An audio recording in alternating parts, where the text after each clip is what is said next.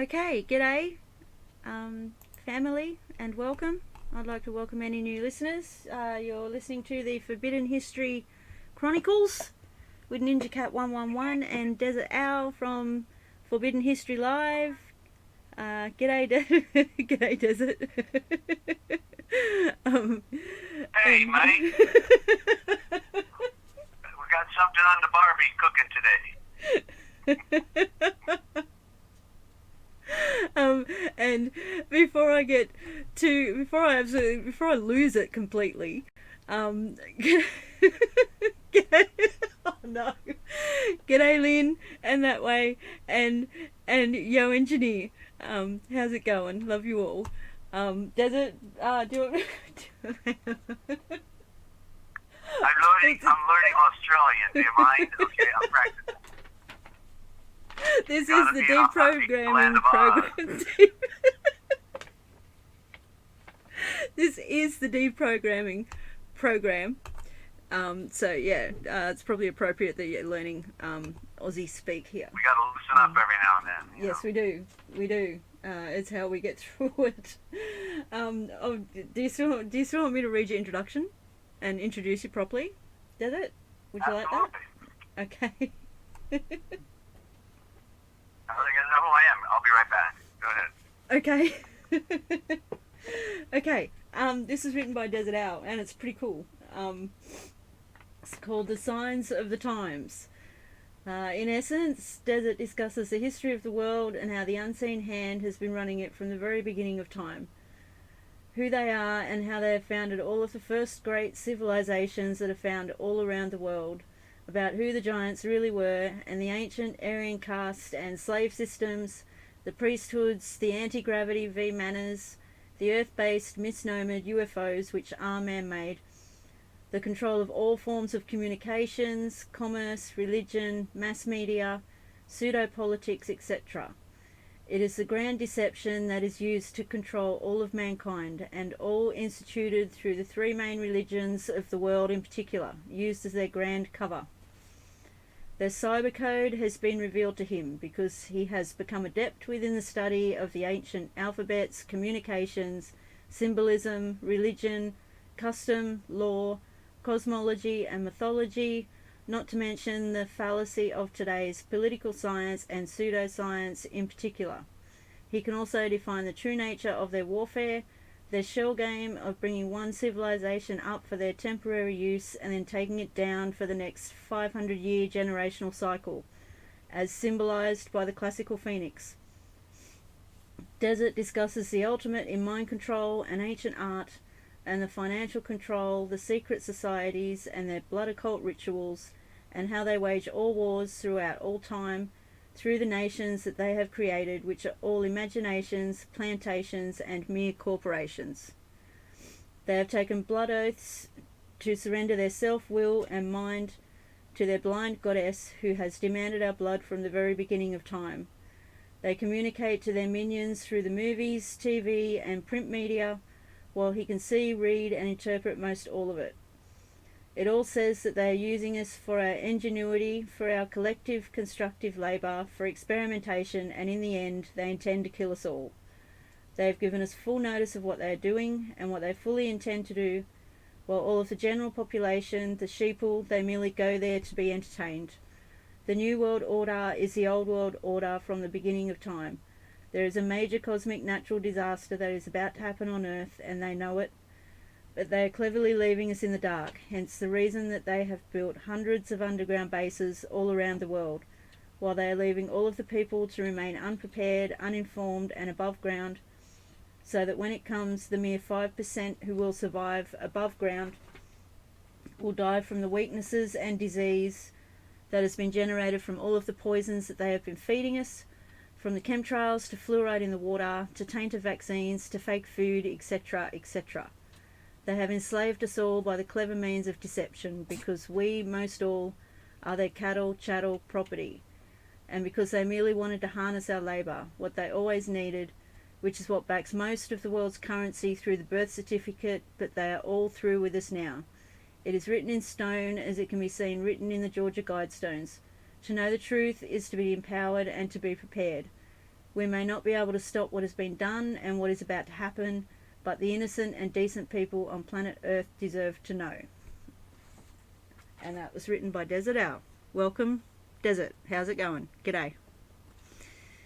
Hey, Ninja. It's going. One thing for sure, the Earth keeps spinning, and it has stopped in the past. Actually, there are times in our scripture we find out, and also recorded history, like in the Chinese records, the Earth has stopped spinning, and actually, Wow. I think it's gone backward. So those are cosmic events that occur. If a giant orb got too close to us, those type of things could happen because of a magnetic field. Yeah. But fortunately, it may be that this binary star system that we have, that we've been seeing the effects of with the our sun, it hopefully is not coming any closer, because that's the indication that we got from Higher Truth Rises, Yeah. who's comes from a family of physicists. So that was good news to hear. But we'll find out as time goes on. Doesn't matter; they destroy the ozone layer, so we're witnessing our world die. All the oceans are warming up. All the now there's toxic algae all over the southern East Coast and all in the Gulf of Mexico. It's a dead zone. It's all becoming a dead zone, and so we're next. Okay, and starvation is about to run rampant. The crops are failing this year because of all the floods. Not to mention UV, B, and C. So people need to get ready, and the only thing we have left is to discover our true nature and the true interpretation of the H-Ors or the words and the symbols. And so that's what we talk about here for any new listeners that's jumping in. And want to welcome all of our listeners, all of our regular friends, and also all of the new listeners that come on after this is recorded, because we're trying to we talk about things that nobody else talks about in a way nobody else talks about. Nobody defines the flood, the true nature of the flood. Nobody defines the code words. That's what we talk about here. I got some right in front of me right now. Nice graphics you're putting up, Ninja. You just what is that? The only way out is the way in. Is within. I used to say to people going to prison, the way out is the way in. Because I was that's trying what to, happened for me. that I one. went inward. Yeah. Sorry to talk over you there.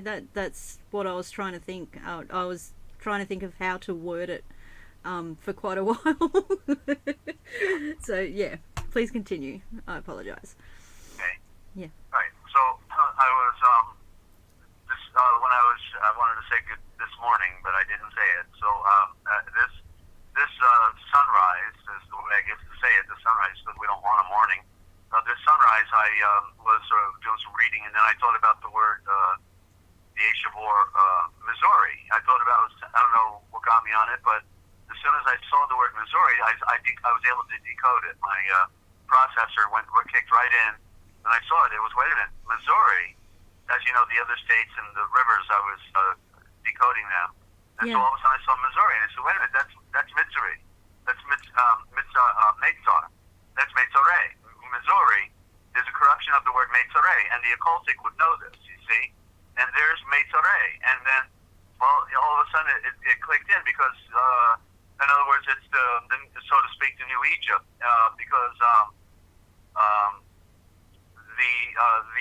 we find Missouri as being on a high ground, and many of the ex-military, especially Navy, that are in the know, all know to go to Missouri. They're all moving to Missouri. There's one town in Missouri that has like 50 banks, a small town with like 50 banks, okay, and showing that the Jewish bankers are all moving to Meitzar. The Khazarian Jews are moving to Meitzar. Then they got the primary underground base there, because it's the perfect ground for building underground tunnels, and so we know about that mansion that was being built on top of a mountain, and it goes straight down into the underground. Yeah. And so you know what I'm talking about, that Yep. one? You seen that? Yep. I think so. And so I was thinking about this while you're opening the program about Meitzore, and then I realized what it meant. See, it's connected with the river. The evidence is connected with the river, because remember I said that where the Ohio River and the Mississippi River come together to go south to New Orleans. Right there at that juncture, it's called New Egypt. Even today, it's called New Egypt. Nobody knows why, they say, but it's called New Egypt. But I know why, because Illinois, when you respell it, the anagram, it's Lost Nile, not Lost, but LOS, because there's no T on Los. It's Los Nile, just like Los Vegas literally means lost wages. See, that's what it means. It's a joke on everybody else, right? So Lost Nile is then telling us that Lost Nile is the Mississippi River. As I decoded that for everybody, that when you read it backwards, of course, the PP is the PH, and the ISS, IPPI. There you see ISIS twice. So it's when you see a duplication and a double duplication, PH, ISS, ISSI, and then the M at the beginning is for mother, and the I at the very end is the I for looking, and you start. So that's where you start looking at the end and read it backwards, and literally means see the second creation of Isis mother, and the second creation is the Lost Nile, and that is the Mississippi. And then what also branches into the Mississippi? The Metzore, the Missouri River. The Metzore is another super long river going up into the farther northwest. So the Metzore. So you see, there it is right there, and it means the eye of the star ray. So that was the way they accessed the western frontier. They navigated all over this land. As we know, giants were everywhere in Utah, in Arizona, and from coast to coast, giants in California and the Death Valley. We know they were all over. This was the harvesting ground. It was just another playground, But then after the flood, there was a disconnect for a while. Things changed on the planet, and the One World Order had to regroup, and then people became Native Americans. They just became tribes, and there were giant tribes, and there were white tribes, the Cherokee. It looks like they were probably actually Israel in the later period of time, and so all this legacy that was ours, they keep hiding it on us. So, and even Ohio, I've been looking at Ohio for a long time because it's an interesting word, OHIO, and O is the letter, the symbol for truth, perfection, for light, true, perfect, and completion is the interpretation of the O right out the gate, true, perfect, and complete. Three words out the gate. But then we see them periodically using the S in front of it as Sohio. I think that was a gasoline company, as I remember. And so it is a code, and with the two O's back to back, it's a perfect anagram, frontwards and backwards. But I conclude that with the S in front, you need an H, so you get show. But typically you'd have two O's in the vowel, and it's shuheo. Shuheo is or shuheu, and so I interpreted Ohio literally as meaning the knowledge of the eye of vision, because the title of the places that we're talking about, even the tomb of Alexander the Great was discovered right there in southern Illinois, up a little estuary off the Ohio River, and one guy became a multi-millionaire by pilfering it. Didn't even know he was pilfering Alexander the Great's tomb. And that's on YouTube for anybody that wants to research that. It's called Burroughs Cave. He named it after, it's all called after the guy that pilfered it. So real tragic. But some friends, decoded the Etruscan that was being used, and also all the different artifacts, because pictures were taken of the artifacts, and they got copies. So they interpreted and discovered that this was actually Alexander the Great's tomb, and his son Alexander Helios went apparently up there to bury.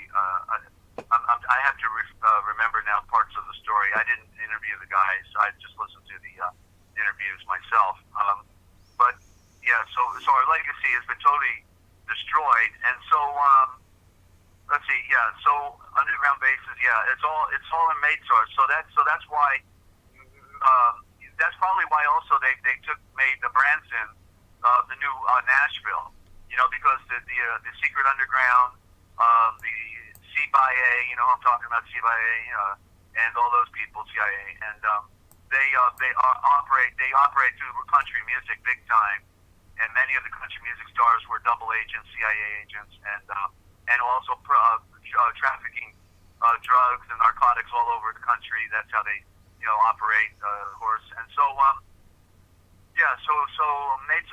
So in other words, it would be like calling Missouri New Egypt. That's what it is, and that's why there's one town with 50 banks. 50 banks. In other words, population is like 3,000 or something, and they got 50 banks there. Can you imagine? Yeah. So that's prima facie evidence of a grand cover of a plan, a blueprint of something going down that's big, and Missouri is the safe zone. It's apparently so. Apparently, but they're not going to be safe to a certain anyway. degree, Yeah. maybe, but maybe not now that you destroyed the ozone layer. So Yeah. that's the wild card right there. But it looks like it's a pretty well done deal, Exactly. Did I talk long enough? Is the check in the mail? I'm just putting it in the envelope now. Does it? Thank you. Okay, all right. I'll keep talking then. Where do you want to go? I don't know. I've been in a schmozzle the last few days. I'm just grateful that I got some graphics done for this live stream. Yeah. That's about all I've been able to do. It's nice not to be alone either, right? It's very nice. It's great. I don't know. I'm starting already, but I don't know what I'd do without you and you guys in the chat. I really don't. I probably wouldn't be here, to be honest. Yeah. You may have just walked out of the house and never looked back, and we never hear from you again. So glad you were here. And so Lynn, I think I interrupted you. Did you finish your point? Because I know I walked over you. Oh, no. That was all I wanted to say. I didn't want to go too deep because I didn't want to get emotional. Okay. Lynn has a question. Yeah. Right. Yeah. She texted me this earlier. I thought it was a good one. I asked her to put it in the chat. Let me just get a sip of my throat tonic here, and so I can keep rolling. And so we've got a really good play on words here. So hi, Lynn. Good to have you always. And the backbone of our chat, Lynn, with her wrench. Don't mess with Lynn, or she'll hit you in the head with her wrench. And so not really. I'm just kidding. Good telling me. I know I'm wearing down in my old age. I just can't. I throw my own wrenches. Just for fun. So good dawning, Ski Desert. Will you deprogram? She got the two O's. She knows to use the code, so she got it right. You correctly is YOO. You. And that's you because you got two eyes. So you see, there's the two eyes. They don't want us getting pictures, and that's why with the alphabet, with the letters, and that's why they had to cover the two O's. And that's so. In other words, when they say our vowels is A-E-I-O-U, no, it was A-E-Y-O-O-O. Okay, one O or two O's. It depends. A different pronunciation. O like lot, L-O-T versus look. You see the different two vowels. Yep. So two O's. So that's the distinction. So the U became the cover because they had to destroy our fabric of our communication system so that we would have to be held. Somebody had to hold our hand. And now, honey, this is what it says, and don't worry about it. You just pronounce it this way, and then nobody ever explains anything to us, and we were just programmed what we're supposed to say, the way to say it, and we got letters that have three different sounds, and never was an alphabetical letter had to have three sounds. One letter, one sound. That's the correct law of diction. One letter, one sound. One symbol, one sound. The only distinction being if it's a vowel versus a consonant, like the A. We got the silent A at the beginning of the alphabet because it gives power to the V. The woman gave power to the woman to speak because the woman is speaking in nature. She's a symbol, and vowel A. So there's two A's. That's why we see it in Aaron with two A's. One, but we only say Aaron, or Aaron. We could maybe say it that way as well, but it's Aaron. Only one pronunciation with two A's because one is silent, a consonant, one is a vowel. And originally, the vowels were never included in the written form. They were just spoken as they knew how to interpret it based on these primitive primal sounds. The E, or the A, or the O, or the ooh.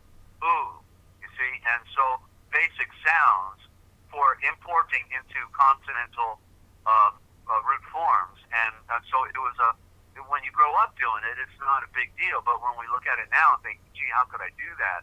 Well, it's a little late to start learning because when you're young, you can absorb things real quick. It's a natural. Yeah. Like look at what they put in Chinese. How in the world would you like Chinese? So let's get on with the question here. So how do we deprogram the A Shavor, realize? A Shavor for word. The original word is A Shavor. Or Shavor, either way. If the A is a consonant, it's Shavor. There's the word shower. There's the word savior. That's the word. The Shavor means the royal. A Shavor means the royal eye at the center. The center is the vortex, the bore. So realize. So yeah, real. So we can see real for real estate, and so that is something that was potentially real. But what they did as a when you make a conjunction with the I's, the I, R-E-A-L-I-S-E, I guess is the original spelling, realize. But, so it looks like realize, and so that's a code. It's a potential play on the word just to have fun with us. Like, they want us to be awake, and that's a funeral, Yeah, realize or realize. Yeah. And so can't see with realize because they have blinded us with real lives. It's a beautiful play on words. Then you're getting good at this stuff. Okay, outstanding. I'll have to put a check in the mail for her. But this is you see, Lynn gets it, and for those of us who do get it, it's quite a passion to pull these things together. It's a discovery. This is the ultimate Indiana Jones because they've controlled our thinking with the Eight Shavors, with the words. They controlled our thinking. And so the only way to be set free is to become master of the words. They call the four, what were originally the four Evangelion, the four, Matthew, Mark, Luke, and John, now they call them Gospels. And they're telling us, go spell, fool.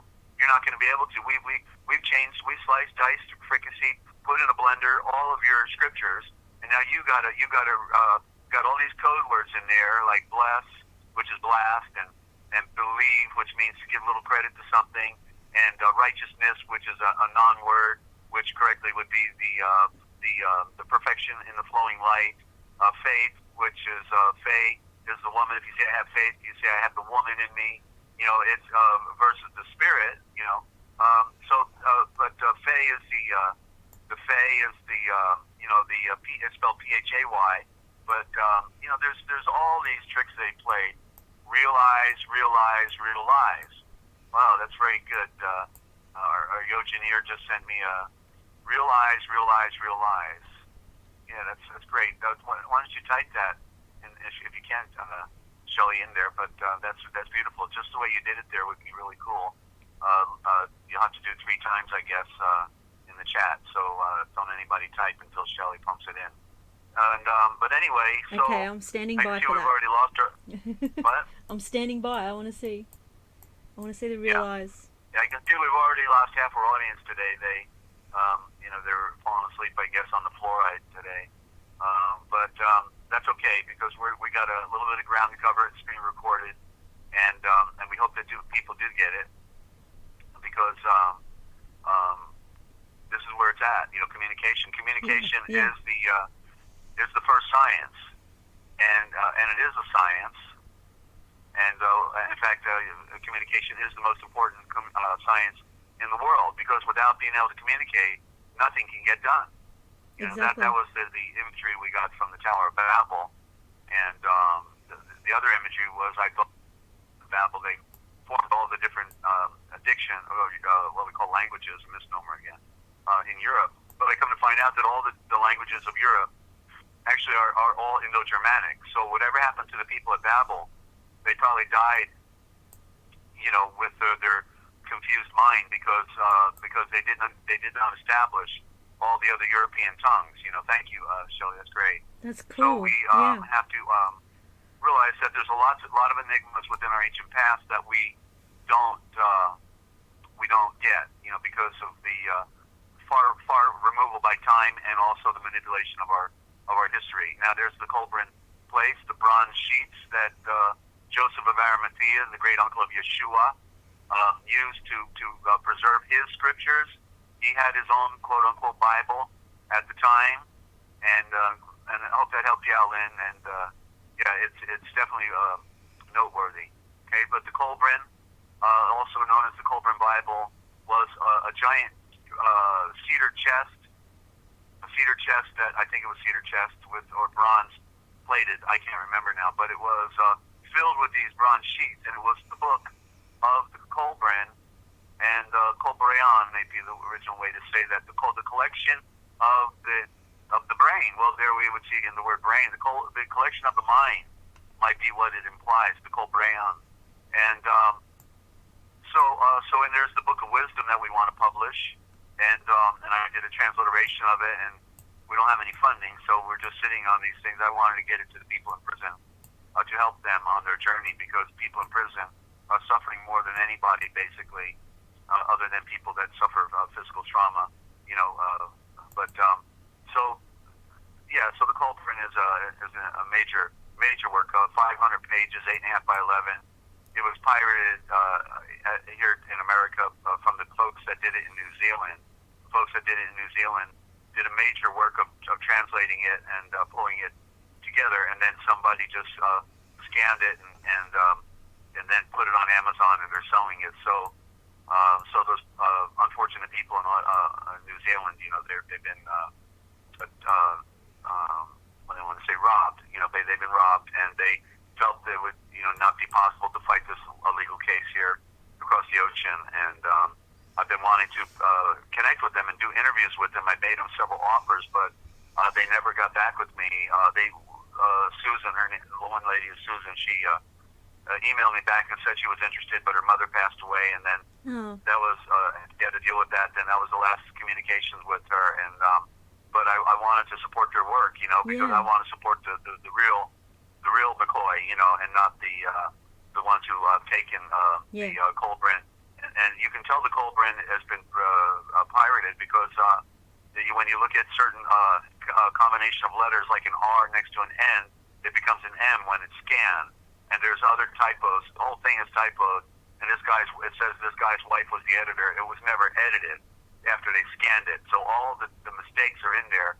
That's the evidence of it. So where you get it, if you can figure out how to get it from New Zealand, from these people, then patronize them. But no matter what, get a copy of the Colburn and share the this is our legacy. Okay, this is Joseph of Arimathea wrote the Book of Wisdom, and it's 22 chapters and the most important book of wisdom ever written, really. And it introduces us to our spiritual nature. It's like a generic book. It doesn't mention Yeshua, although it was probably written after, but he was writing it to the king Avergas, I think is the way his name is, of England, of the Celtic peoples, and he wanted them to know that they were moving to England, and that they needed a place for safe haven, and King Avergas gave them a piece of land, a parcel of land on a separate island, I think. Well, it's where Glastonbury is, wherever that is.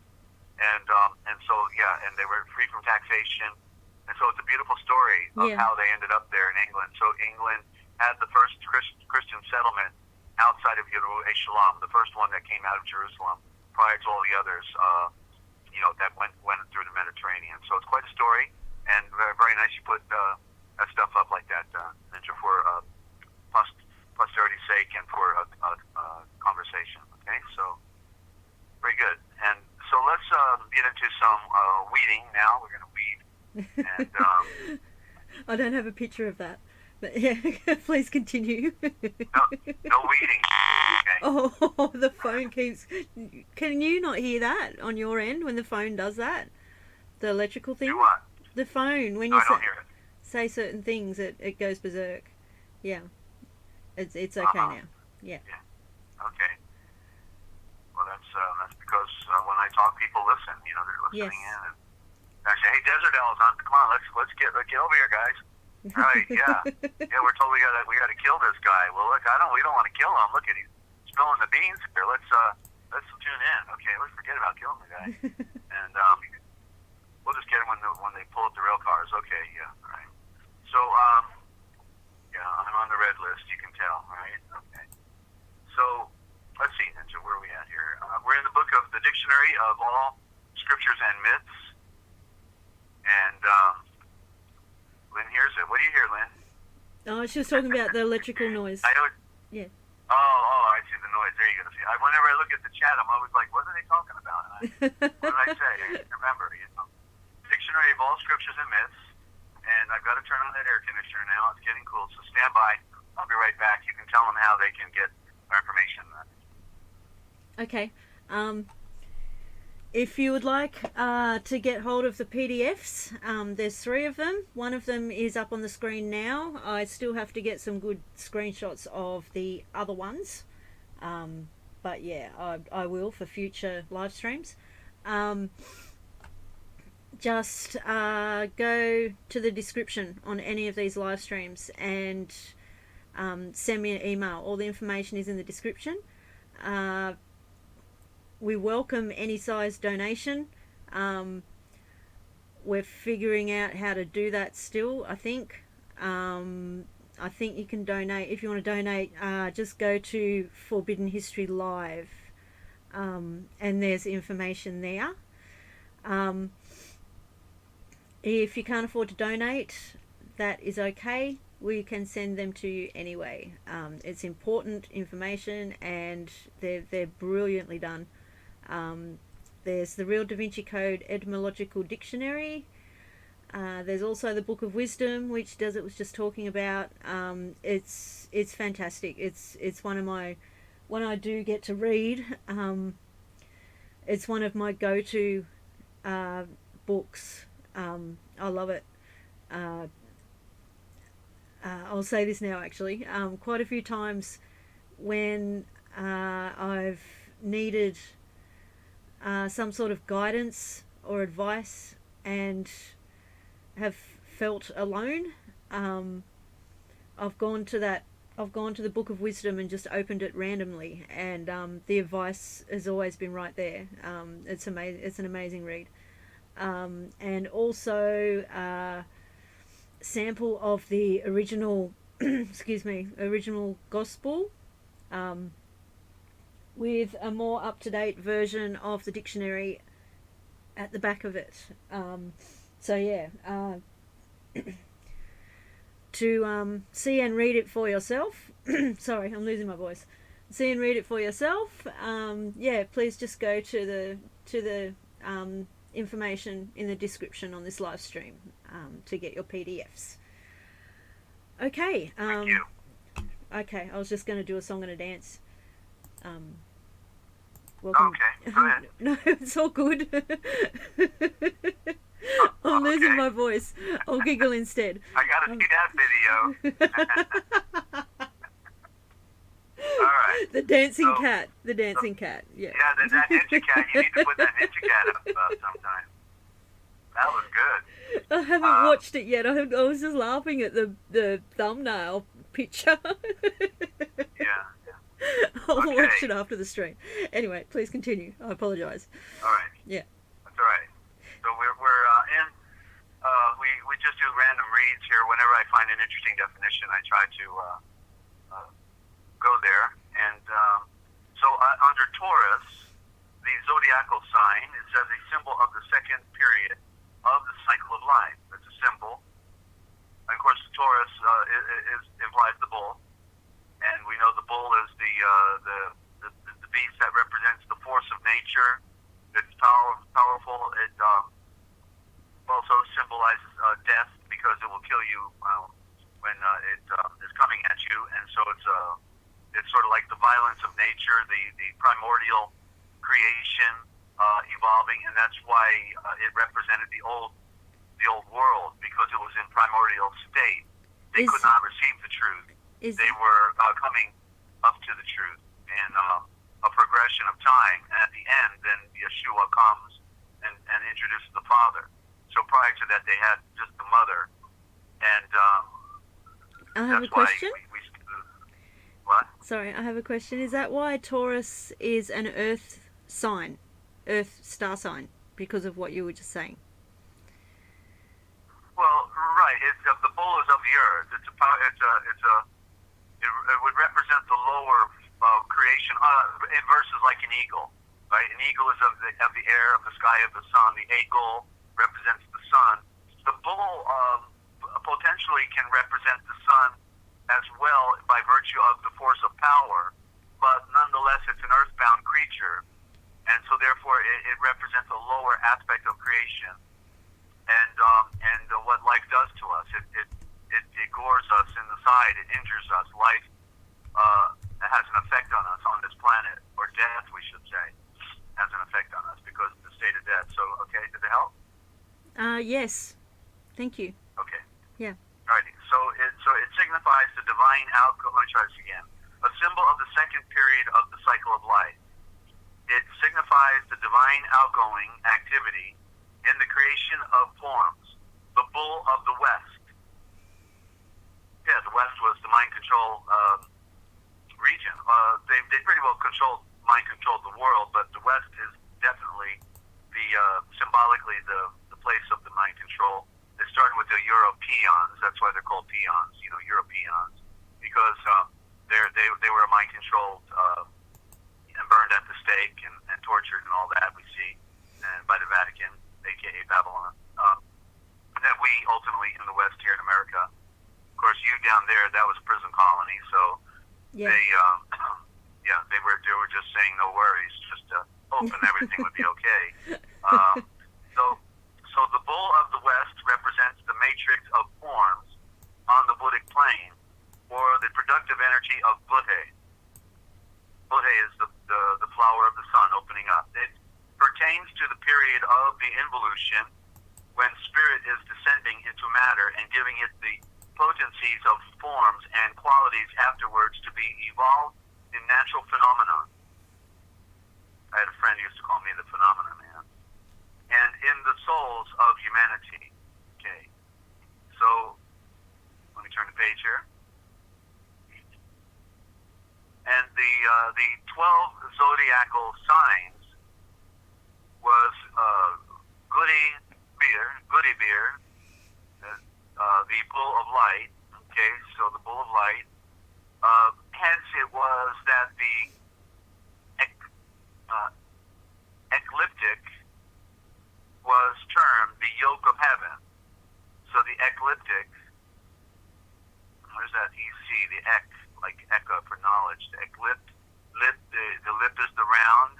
The knowledge of the light going round was called the yoke. Okay, so the knowledge of the light going round is called the yoke of heaven. But it's the yoke of the sun. It's not heaven. It's the yoke of the sun. See, there's that, the yellow go round is what it implies. And so the and bound as it were upon the neck of the solar bull. Okay, so there we find out that the bull in this instance represents a solar bull, and this is the thing about metaphor, because it can be more than one. A symbol can represent more than one thing, just like the cross represents the Celtic navigation instrument with the circle in the middle, and you put the plumb bob on it, and you put notches on the circle, and it becomes a gauge to measure the position on the planet of the globe. And I'm sorry for all of you flat earthers out there, but this is how they navigated around the world. Otherwise, they could not have done it. Could not. Okay? And so then the cross is a sword. Then the cross, if you tip it over, is an X. And the cross is also then a symbol of sacrifice, a tree. So and also the letter T. And also therefore a symbol of light, a symbol of completion. All these things are found within that one symbol. And so depending on how it's used, therefore it would then be within us to know how to interpret it. Continuing here.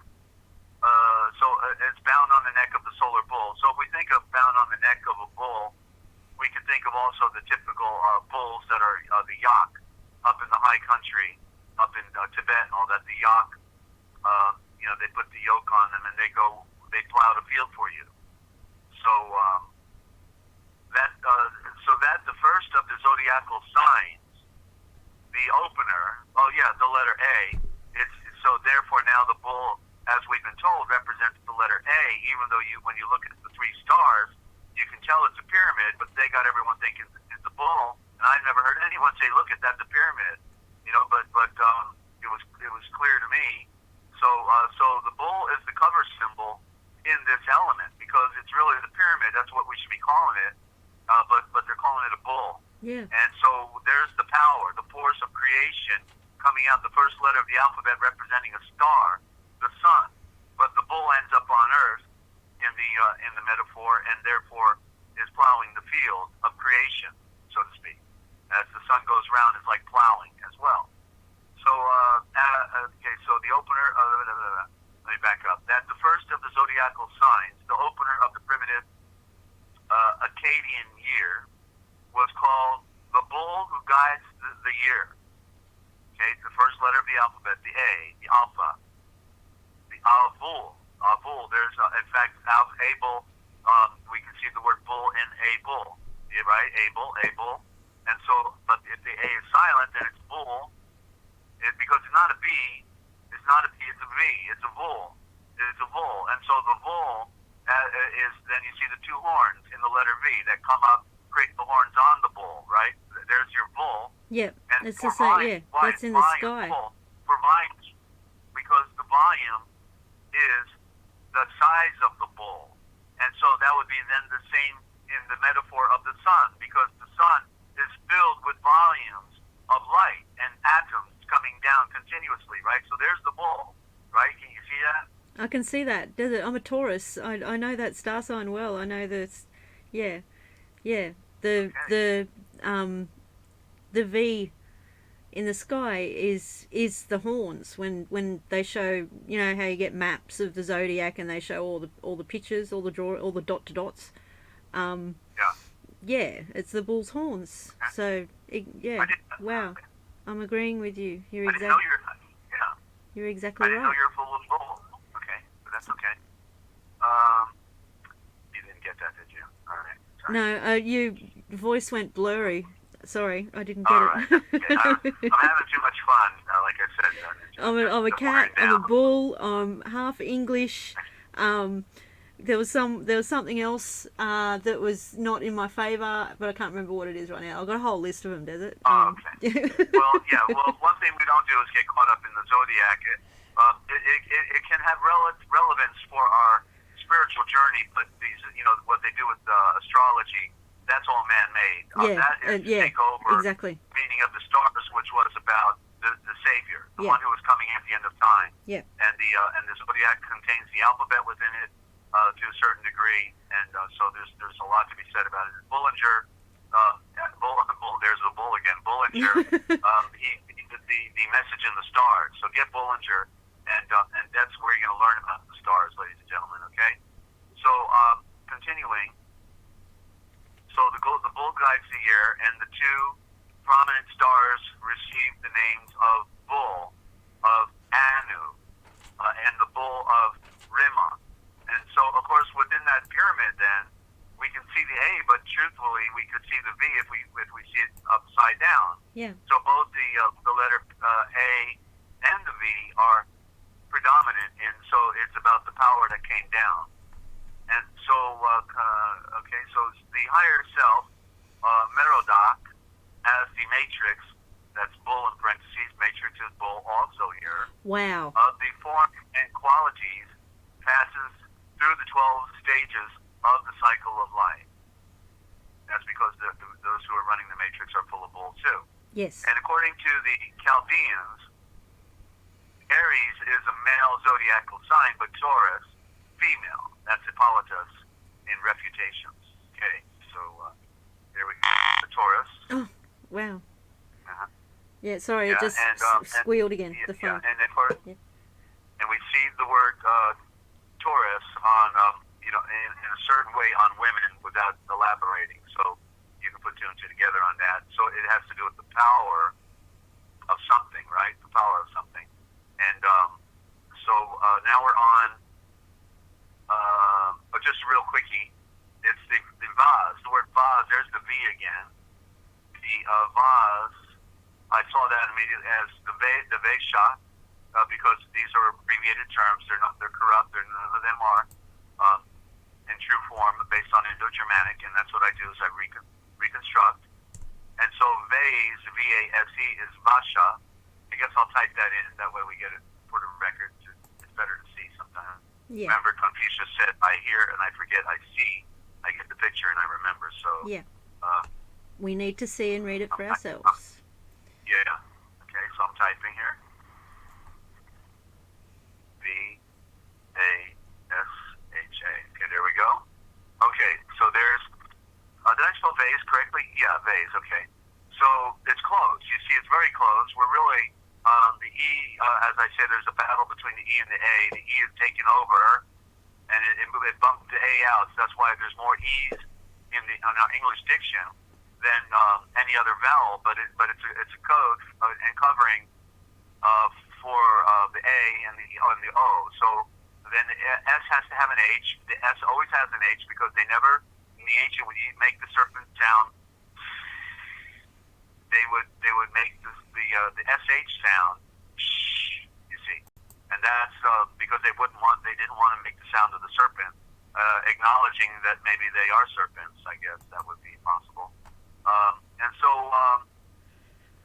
Vasha or vase, a symbol of the soul, sheath, casual, mental, or astral. So it's the soul sheath, and that's what Seth represented. Remember I said Seth is a shot, and it is the sheath, the sword. The sun is going down in the sheath. And so Seth represents then the Set. As in Egyptian, he's known as Set. The sun is setting, and it's setting in the Shet, or the set of the sheath. Wow. And it's going round. So the soul sheath, okay, the vase. Yeah. So look at the vase, and the vase is usually long because you got to put the stem, yep, the long stem in there. And so usually we think of a vase just like having the shape of a woman in a way, right? It's it's bigger towards the bottom, and then it goes narrow again, right? And then so the bigger part, would be the buttock area. Then it goes narrow, the hips, and then back down narrow. So that's the classic vase. And so the vase then is there's more to it because when I was reading about the vase before, I could get the depth. In fact, I might do that. Let me just finish this small part, and we can go further. Okay. I'll see if I can find it. So in the Egyptian picture of the weighing of the heart, the vase with the heart stands for the casual body, the vehicle of the higher self. So the vase is representing our physical form. Okay, and so now I'm going to see if I can't find. I've rearranged all my books. Where's my books on symbolism? Oh wait. Okay, here we go. Found one. Let's see what we get here. Oh no. Yeah, that's it. Okay. Okay, I had to pack. Sorry, Desert. I can't help you look. I'm on the other side of the planet. Otherwise, I would. Oh, you're not. Okay. All right. Here we go. Let's see if I can find it. Let me put this book on top of this one, I guess. Let me close that. All right. And I got to get close to the mic. Wonder why they call it Mike. Huh? Why not Bob? Let's get close to the Bob. Okay. V-A. Wait a minute. Do we not have vase? Vehicle, vase? Venus sounds like vase. It's interesting. Here it is. Okay. Vase, the Egyptian system of hieroglyphics. Wow. It's pronounced Va. I have my notes here, Va. But correctly, as I brought it back in the Indo-Germanic, Vesha. So in the Egyptian system of hieroglyphics, this is a determinative sign corresponding to nu, that's spelled N-U, or none, or no. So clearly, my note here, it's noon, meaning high noon. So the vase is representing something high noon. What do you put in the vase? But flowers, right? And the flower represents the unfolding of the sun, the unfolding of the light. Okay, so the God of rest. That's what it says right here. So it is corresponding to noon. Noon, therefore, symbolizing, right, what it says right here, the God of rest. That's the great Elohim, right? That's what we talk about all the time, the great Elohim in the logo, in the throne of the sun. Look, it's right in here, okay? I don't have to make this stuff up. And the great Elohim in his rest and immanence and acceptance. The full vase is associated with the plant of life. That's the sun, again, you see? It's capital letters, plant of life. And is an emblem of fertility. Well, that would be the light. The golden vase or pot filled with white lilies is the common emblem of the Virgin Mary. Okay? And now let's see if there's one in the other encyclopedia. I've got the Encyclopedia of Symbols. That one came out of the Dictionary of Symbols by Cirlot, Cirlot, and it was originally done in Spanish, and then they translated it. And so let's see what we get next over here. In this one, this is the Illustrated Encyclopedia of the Traditional Symbols by J.C. Cooper. A wonderful work. Let me go to the back. Goes to UV. There's vessels. There we go, vase. So it's got a little more to say here about the vase. So the vase or vase, water pot, and pitcher symbolize the cosmic waters. Well, there you go. You see, so the sun or the flower is seated in the vase, and the water represents the cosmic waters. So therefore, the flower representing the sun. Do you not see how it's creating a picture for us? What I was claiming all along, that the sun and the planets are all bobbing in the cosmic ocean, right? And the sun is at the center of it. Yeah. Wow. Here we go. Yeah. So the vase or water pot and pitcher, all three of these actually, the vase, the water pot, and the pitcher symbolize the cosmic waters. The Great Mother. Well, the Great Mother versus the lower mother, Earth. The Great Mother would be the mother star. So the mother is associated with all sun, earth, and moon, as well as the male, the spirit. It's all three in one. That's really what you have, is three in all. Okay, the matrix, the feminine receptive principle, acceptance, fertility, the heart. The vase is frequently associated with the tree of life, symbolism. A vase with flame issuing from it depicts the union of fire and water. A vase of wine signifies inspiration. A full vase giving no sound is the man of knowledge. That's right, because you don't feel obligated to say anything. He can those who know that they don't need to say anything. So a vase with flowers or boughs sprouting portrays the fertility of the waters. A flowing vase, usually in the hands of a divinity, symbolizes a beneficent female deity or the Great Mother, pouring out the waters of life and fertility on the whole world in the hands of an Aishon or man. The flowing Vesha or vase denotes a libation, that would be like a drink, to a divinity. For funerary vases see urn. In the Buddhist tradition, one of the auspicious signs of the footprint of Buddha. Of course, the Buddhic tradition that Buddha brought us was totally corrupted, so it doesn't apply to the original Buddha story, denoting spiritual triumph and triumph over birth and death. Celtic, the healing waters, an attribute of mother goddesses. Chinese, perpetual harmony. The vase of flowers is a Chinese Buddhist symbol of harmony and longevity. The vase holding the waters of life is an attribute of Kuan Yin as compassion and fertility. Christian, a vase holding a lily denotes the Annunciation. An empty vase on a tomb depicts the soul gone from the body. A vase of ointment is an emblem of Saint Mary Magdalene. Because she anointed the feet of Yeshua. Maizarine, falsely called Egyptian, the heart, the waters, the matrix, the vivifying powers of nature, emblem of Osiris and Isis. Isis would be Aisha in the correct sense. Osiris would be Yeshua, or the true sire, the true seed. Osirius means literally the true sire. So the true seed, that goes back to the sun again. Isis, also Aisha represents the sun.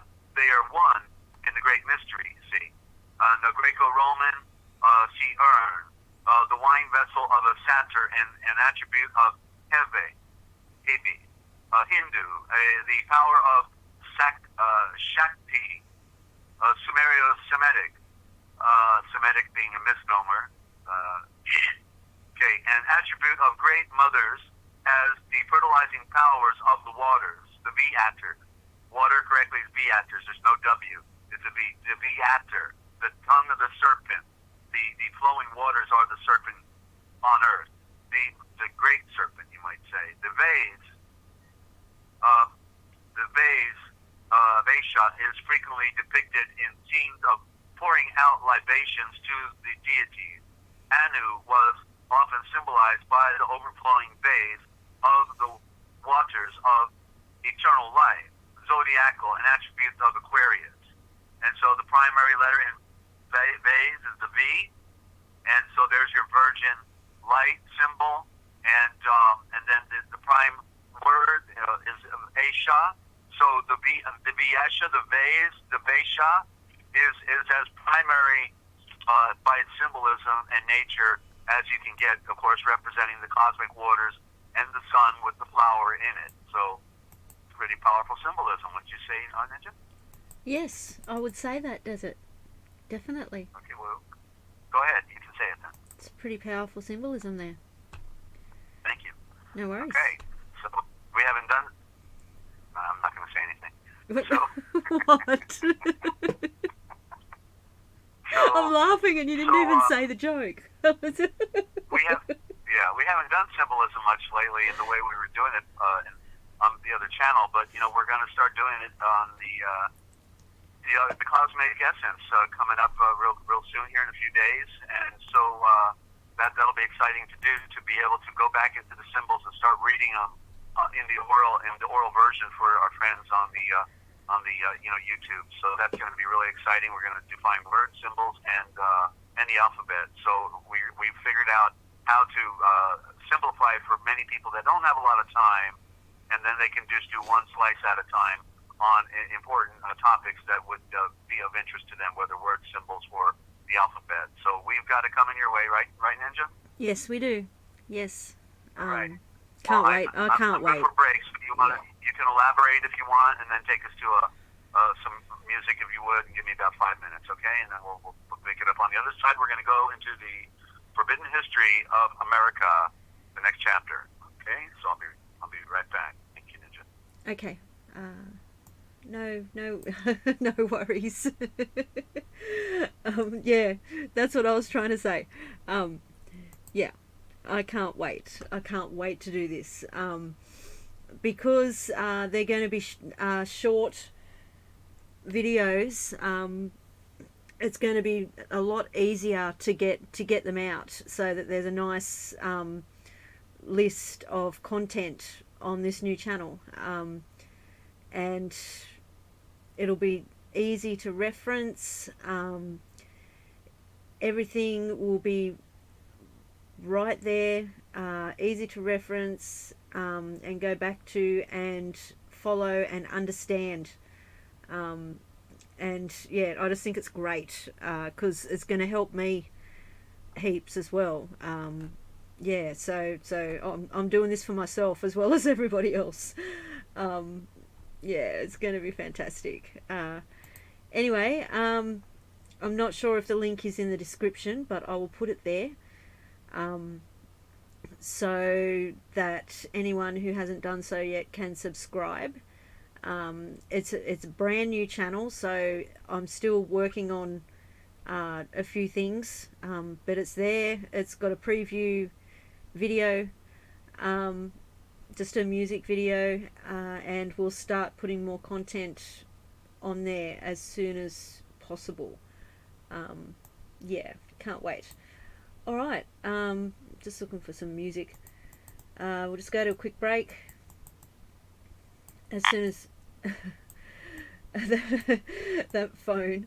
As soon as I find some music, there we go. We will go to a quick break. Alright, back after this.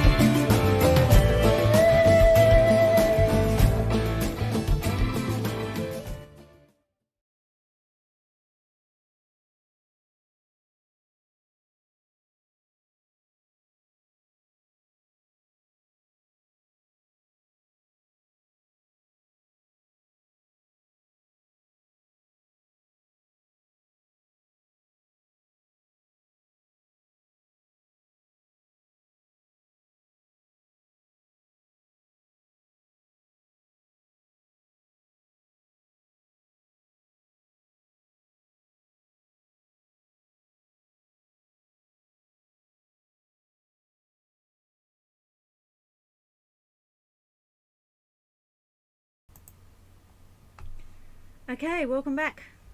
You're listening to the Forbidden History Chronicles with NinjaCat 111 and Dezert-Owl from Forbidden History Live and the Forbidden History Series YouTube channel.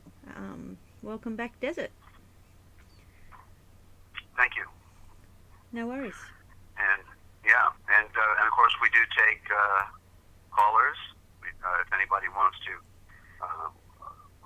call in on the phone, then we have to, of course, you have to text us your number and just give us your first name or your chat name, and then I'll call you back and three-way you in. That's the only way we can do it here. We can't take a call direct because we have to three-way you in. So that's the deal. Otherwise, you can call in Skype. Yes, you can call in on my Skype here. It's 3 words, Free America Radio. Free America Radio. I think it still says Kingsland, Georgia. Otherwise, I don't know if I changed it. I can't remember it, but it may say Ohio. But otherwise, it will be saying Georgia through a search. Free America Radio. Okay, and or you can type it in chat and put my name, Desert, in all capital letters. That way, I can see it when you type in your upper lowercase, question. Okay, so we're here trying to make lemonade out of lemons, and we're dealing with a bad world, and that's a big mountain to come over because it's not our world, ladies and gentlemen, and we have to be able to see things with clear eyes, focused eyes, straight eyes, and real eyes. With real eyes and not real lies, what is really going on our planet? Thank you, Lynn, for that tongue twister there. And we're doing it. Okay, we are doing it, and we're having an experience that if you can focus, then you will know that you're can see the problems that we have within our terminology and within or in the diction, but also in the translations. And what about these lost writings? Why did they take away all of these other writings? How did we end up as James Moffat, who wrote the Bible in the 1920s, an epic work from the Greek and the Hebrew, who in a speech he did in England at that time, says of all the religious writings of the world, of all the religious traditions in the world that have writings, the Christian tradition in what is called the New Testament has the smallest book of Scripture of all other religious traditions. How could that be? That the one who made the universe, the greatest story ever told, the one that was predicted, that came down on the vine in the center of the navel of the earth, Yorul Shalom, the citadel, this epic story about a flood and or the coming out of Meitzar into the promised land by virtue of going through the Red Sea and then into a wilderness, receiving the law, all these fantastic miracles and drama. The drama, there was never a story on our planet that had greater drama and miracles and events occurred than this story, and yet it is now the smallest collection of writings of all religious traditions. Something wrong in Denmark with that, right, Ninja? Yes, definitely. Something very wrong. Something wrong. Yeah, and what's wrong is the Jesuits. The Jesuits run Denmark too. Go figure, okay? Because it was an enclave for the Jesuit-run Dutch Royal Navy that was really conquering the world for Britain. The Dutch Royals had 2,500 ships, and England had about 150 ships. So you can put 2 and 2 together there. It was all. They rewrote our history. It was a front, okay? It's all a front, and but we got to realize that there's so much more to our story, and these lost writings that we can find that are the remnant of what is left is literally 10 times greater in volume than what we have in our received scriptures, including the New and Old Testament. Okay, there's the Old Testament Pseudepigrapha, there's the lost writings of the Essenes, there's the Nag Hammadi, which gets a bad rap by the occultists because they're controlling the narrative. There's just other singular works. The part of the Gospel of Peter was found in a monk's grave in Meitzar. Okay, I mean that kind of gives validity to it. Yeah, gives validity to it. And so So there's collections of writings that there's the lost books of the Bible, forgotten books of Eden, and on and on and on, ladies and gentlemen. It's just and it's all getting more fragmented. That's what we're attempting to do with this collective gathering. There's the hope that we can pull these writings together, republish them, because a lot of them are going out of print, right? Because the occultists, who call themselves Satanists, whatever that means to them, because there's nobody flying invisibly through the air. It's all in the mind. Or Luciferians, the same deal. It's the Lucifers, the men who wear dresses. There's Lucy, because it's an idea. It's a corporation. And they conquer the world with their code, because Lucifer means true cipher. Cipher is Sefer in the Hebrew, And so, but nobody can draw these conclusions. I think this is part of the reason I had to be a political activist and learn about the conspiracies, and then, of course, the secret societies at the same time, Ninja, because then all connected with what happened to us in our spiritual tradition as well, because it's the same group of people running our world. They control all publishing, media, narrative, everything. The state, the political shills that are at the heads of each of these corporations, right, all doing a song and dance on behalf of Baba Gandhi Wandu Shandi, or they're not going to go to the party later, and they'll be kicked out, and somebody else will be another puppet will be put up there, and yeah. So anyway, let's learn about the fraud again of America and the Constitution, which is will give you constipation once you know the truth about all this, ladies and gentlemen. Yeah. I wish I didn't have to hold this phone. I'm trying to think how I want to do this. All right, I think I can do it. I'll hold the phone. So chapter 10, commerce, rules over freedom. Whoa. It's all the money game. All the money game. It's all about money. You can go free if you just pay the piper. Otherwise, you're going to have to do time, slime. Okay, so how, you might ask, how did this all come about if we won the war against England? The answer is simple. When you comprehend the economics of the time, the so-called founding fathers, men, I always want to know about those founding mothers. They never talk about them, and I want to know about those founding mothers. I think they were running the show. They were running the men. Had money. Okay, let me try this again. And the so-called founding fathers, and he puts men in parentheses, I don't know why, had money and power. They came to America and gathered quite amount of wealth, as did other law merchants. I always wondered, like Thomas Jefferson, who had, that the big house with the dome on top. That's rather interesting symbol, the dome. Yeah. And where did they get this great wealth they had? It's just they had to be set up. That's what I think. They were put there as a plantation, and then they're fulfilling their role. The only impression I have of Jefferson is, he seemed to be a good guy. Monticello was the name of his estate, but I don't have any negativity about Jefferson. But he did write the Declaration of Independence, I think it was. He who wrote it. I had his rough drafts. I actually had a book with all of his rough drafts in it and everything, and lost that along the trail here. But anyway, there's the good guys and the bad guys, and it's hard to figure it out sometimes. Lincoln is a real enigma. It seemed like he was a bad guy at first, and he decided he wanted to be a good guy, and that's why they shot him. So continuing here, Washington, for instance, worked for the Virginia Land Company, a subsidiary of the East India Trading Company. Oh, there's the bad guys right there, East India, and that's why they call them Indians today. And we saw the map. You got the map? You can pull that. That's a good time to pull that map up. Looking. On I'm the looking. original map of America. So now the pressure's on her. Yeah, I got it. He sold land to some states that went all the way. He sold land to some states that went all the way to Lake Superior and the Missouri River. There's India, the new India.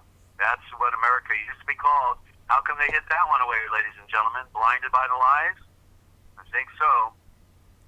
Look at where they got the Mississippi River on the eastern seaboard, so nobody be able to figure out how to find it.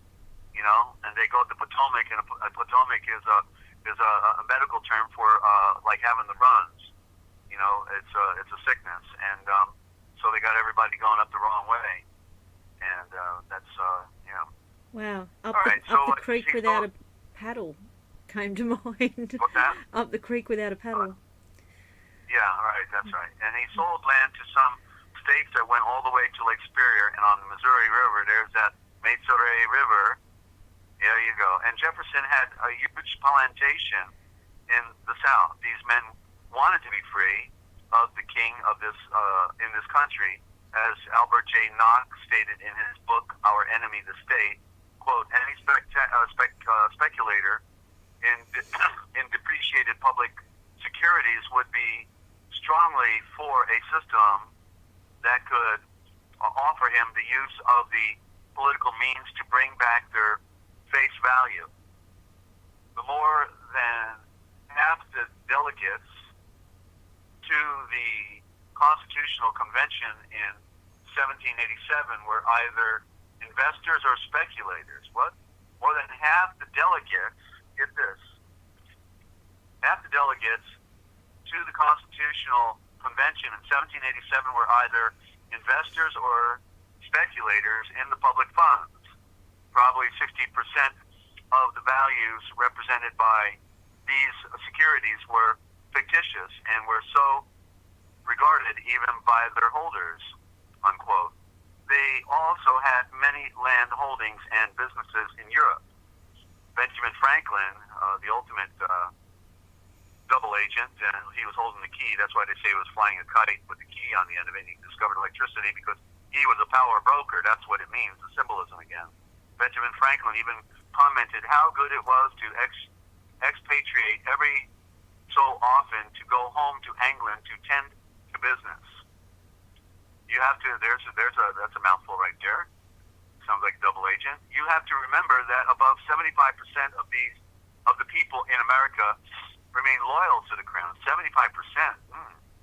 Only 5% really pushed to gain independence. They won independence from the king until the king wanted all his money.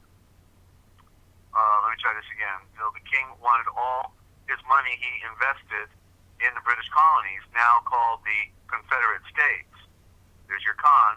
There's the Federation. It's a confederation there, the Confederate States of the British. If the British Board of Trade was concerned in 1700 about losing wealth, then this was the time for them to take control of the situation. After all, paper money was being printed in just about every Confederate state, thereby wiping out the Bank of England's control of the wealth. The Treaty of 1606 still existed. See James Montgomery's work. So the king gave the ultimatum to the men. Now, men in quotes, I guess they knew meant criminal and sinner. Now is the time to put yourself in their businessman's shoe to tell me if you would do anything different. America had no navy to defend the waters. It was dependent on the trading with foreign countries of Europe using British trading ships. America was not yet self-sufficient. The king, knowing this, said to the men, I will seize all your property and businesses in England under Extinction. I will run a blockade on the ocean and allow no trading to be carried on. I will have total control in the amount of time your stores run out due to lack of trade. They knew it was just a matter of time for this to happen, so they agreed to cut a deal. This deal was to make the Confederation appear to be very frail so they could draft up a compact. This compact would suck in all the states in which the states could be forbidden to use their own paper money. It's always about the money. The corporate states which you did not create were bound to pay their debts in silver. Article 1, Section 10, Clause 1. But it cannot extend to the people. They can use anything they want. Now you can understand a little better what I stated near the beginning about the British Board of Trade controlling the whole works. When you read, let me turn the page here. When you read James Madison's Federalist Papers, number 43, there is a curious and highly significant omission in Madison's presentation of the case for the paper money. He makes no mention of such paper money that staying the colonies, or the fact that paper notes issued by the state of Massachusetts Bay, which was the only paper money ever issued in the history of our country up to that time, and even since, it was redeemed at the exact value in purchasing power as when it was issued. The currency note was defined in terms of corn, beef, and sheep wool, and sole leather, the raw materials of the necessities of life, purchasable for the sum at any time of issue. This was uninflatable money. That's right, substance for substance. No illusions, no false notes that you can't redeem. The soundest lesson on money is taught by the Bible in the story of Pharaoh's steward, Shaphe, a.k.a. Joseph, that wealth is not gold or money, but it is the raw materials of the necessities of life. King Midas died of starvation for lack of food because everything he touched turned to gold, because he valued gold over the necessities of life. Had the farmers not cut a deal with the king and heeded this lesson, and you thought they were God-fearing men and divinely inspired by the Lord, they would have adopted the Massachusetts Bay paper note and spared the endless misery and looting by the conspirators. As Patrick Henry stated, are you starting to smell a rat? That's those rats. They're always ratifying something. Is it any wonder that we, the people, rush to seal the deal between the king and themselves, leaving us as the little people in the dark? Go back to page 7 and read the Pennsylvania packet again. Need I say more? This would allow the British Board of Trade to use its international banking cartel to again control the trade through the use of its paper notes. In exchange, the king would solidify by 2 or more treaties under the compact agreement of the new Constitution this hold on his paper in his property in America. England was very near bankruptcy and had to hold onto its holdings in America. Being businessmen, the Wees jumped at the offer and a new constitution was formed. Wees meaning them, of course, not us. It was formed by we the people, but it's all capital letters, the first letter caps, so that means it's a fiction and or specific to somebody and not everybody. Was the we the people, the 75% of the people in America? No. The we, the people, were only those that drafted the Constitution. Therefore, the need for the capital P in people. English grammar dictates that a capital shows a specific person, place, or thing, and like all the state constitutions, this too was not presented to the people. And I've got to highlight that. That's an important note there. Just give me a second here. We are the Real Public Radio. And, we the people. Okay, therefore, the need for a capital P in people. Okay, that's it. Got it. All right. So continuing here, English grammar dictates that a capital shows a specific person, place, or thing. And like all the state constitutions, this too was not presented to the people. Those shysters.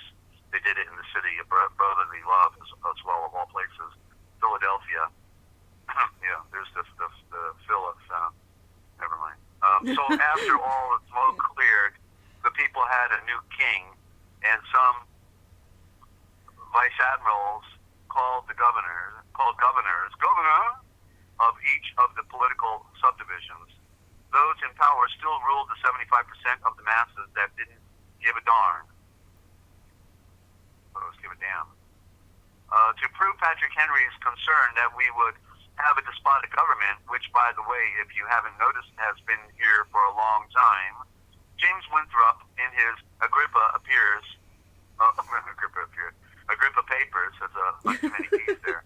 Agrippa Papers stated this to the people in December of 1787. To prevent any mistakes or misapprehensions of the argument, stated in my last paper, to prove that the proposed constitution is an actual consolidation of the separate states into one extensive commonwealth, the reader is directed to observe that in the course of the argument, the new plan is considered as an entire system. It is not dependent on any other book for an explanation and contains no references to any other book.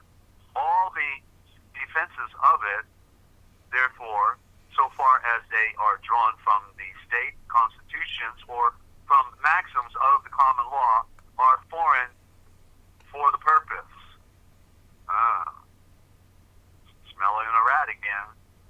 Agrippa then blows apart the piece of trash called the Constitution in the January 1st, 1788 letter of Agrippa, wherein he states, quote, "It is shown from the example of the most commercial republic of antiquity, such a government can be only supported by power, and that commerce is the true bond of union for a free state," unquote.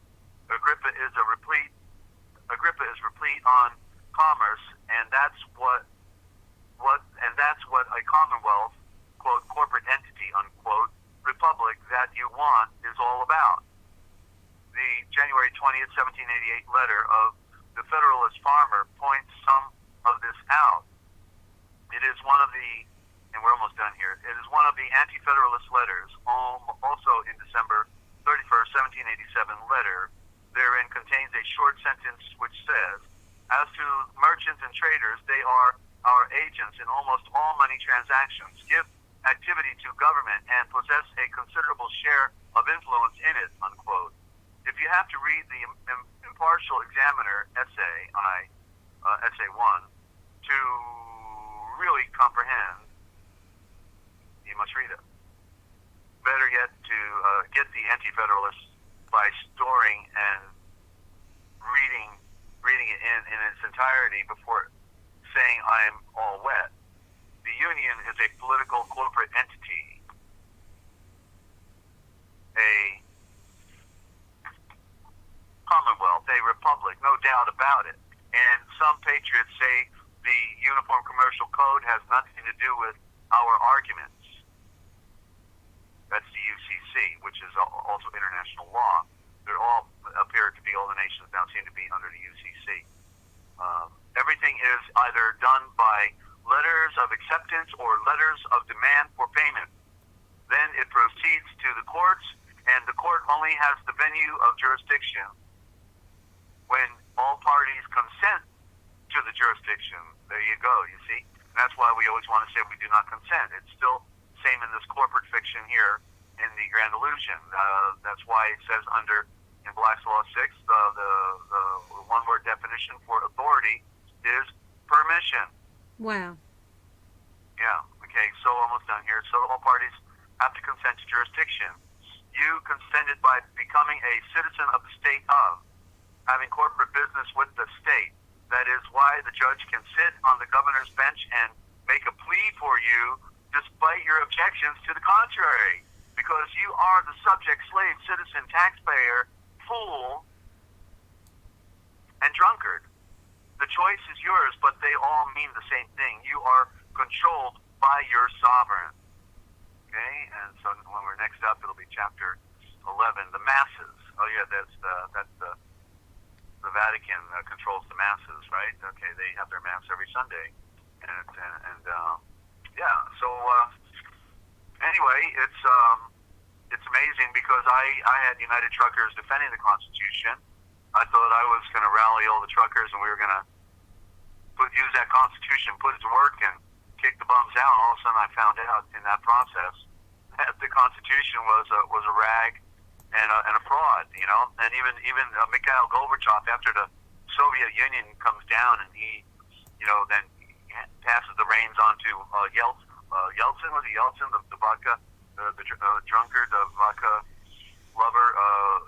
Boris Yeltsin, that's right, yeah. And so Mikhail Gorbachev comes over to the Presidio on the north side of San Francisco to the oldest military base in America, which is run by the occultists. And even Mikhail Gorbachev comes to America after he deflates the Soviet Union.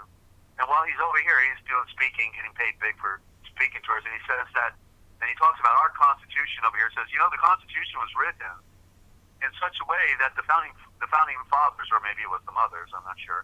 The founding fathers knew that the Constitution could then be used to reshape or to mold and to move or to shake or to bake or to cake or whatever the Constitution into what ideal that they had framed for the future. You see, so all he's acknowledging basically is that he knew that the Constitution was used as an instrument of future fascist dictatorial rule, or as after the Civil War, once they changed out the original 13th Amendment that had to do with titles of nobility, and the corporation also had the title of nobility. Corporations were not allowed, neither attorneys, British accredited Regency bar attorneys, could not hold public office as foreign agents, and so after the Civil War, all that changed.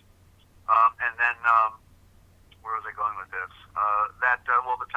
So then the new Constitution after the Civil War, after all the destruction that occurred, became the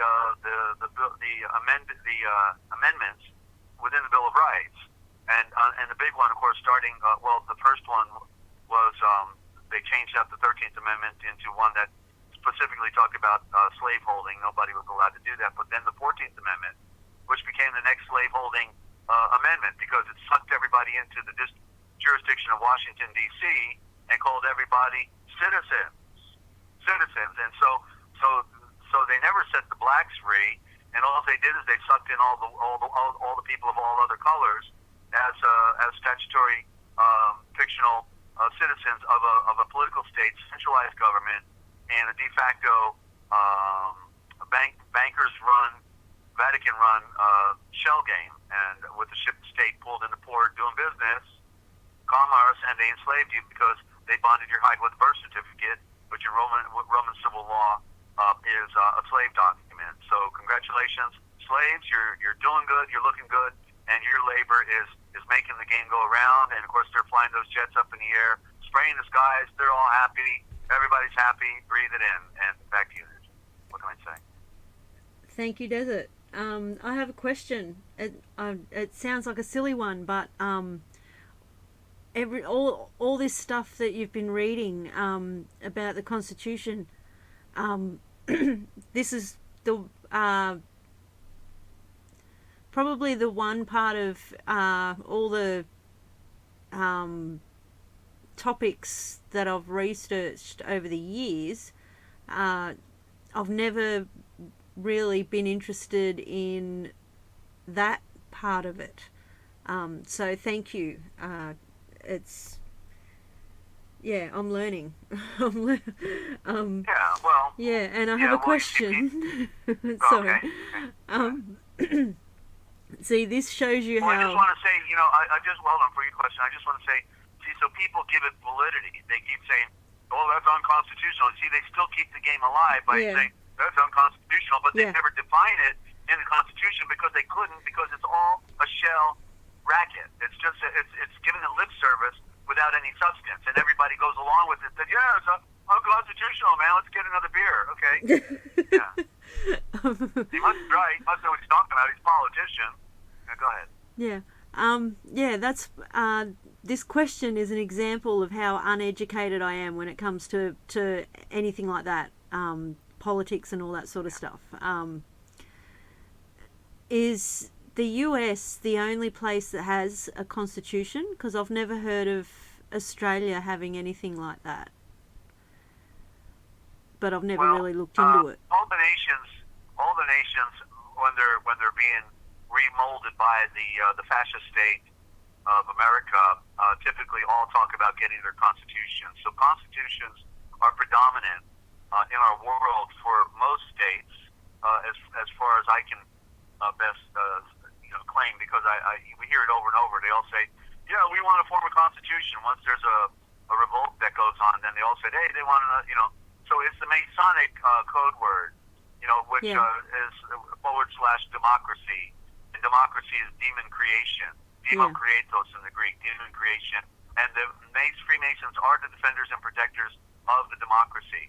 You see, just like the banking, the Jewish Bauer family are the defenders and protectors of the Vatican Trust. So you got the Jewish banking on one side protecting the banking interest of the Vatican, and then you got on the other side the secret societies protecting the democracy. The woman holding the balances in her hand with a blindfold on. She's blind as a bat because that's the way they like her. Because they're blind. Because their puppies are all blind. Everybody follow in line. They're just so happy because the food is good, Yum, eat them up. The dogma. It's good dogma. I love that dogma. Yum, yum, yum, yum. Go ahead.